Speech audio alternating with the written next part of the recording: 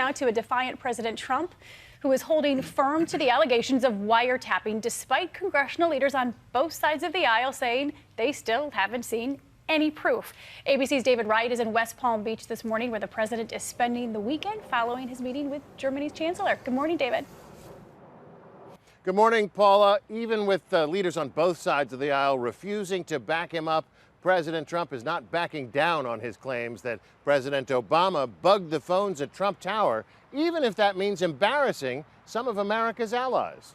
Standing alongside German Chancellor Angela Merkel, President Trump joked about how the Obama administration eavesdropped on her. At least we have something in common. Check out that look on her face. Quite possibly the most awkward moment in U.S.-German relations since President Bush gave Merkel a back rub at the 2006 G8 summit. Trump went on to cite Fox News as one of the sources of his claim and direct any questions to them. All we did was quote a certain very talented legal mind who was the one responsible for saying that on television. I didn't make an opinion on it. So you shouldn't be talking to me. You should be talking to Fox.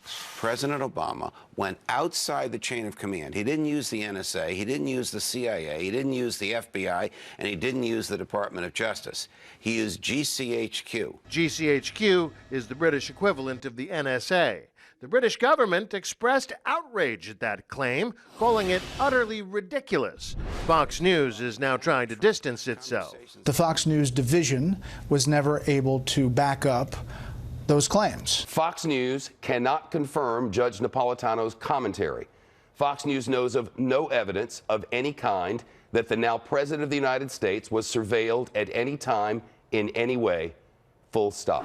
On Friday, the Justice Department delivered classified materials to lawmakers on Capitol Hill, and sources tell ABC News they saw no reason to change their minds, even now that the Justice Department has fully complied with congressional requests to hand over all evidence, apparently no proof to corroborate the president's claim. Not that that seems to bother the White House. The press secretary told reporters, "I don't think we regret anything." On Monday, FBI Director James Comey is going to be on Capitol Hill, expected to testify about Russian meddling and also presumably those wiretapping allegations. Here in Florida this weekend, Vice President Mike Pence is out selling the health care plan. And speaking of the health care bill, some call it Trump care. Where do things stand, David?